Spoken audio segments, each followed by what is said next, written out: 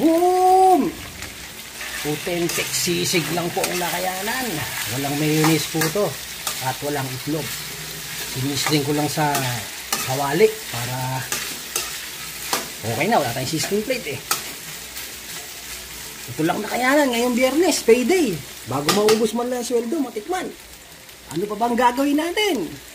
Eh di, kakain na!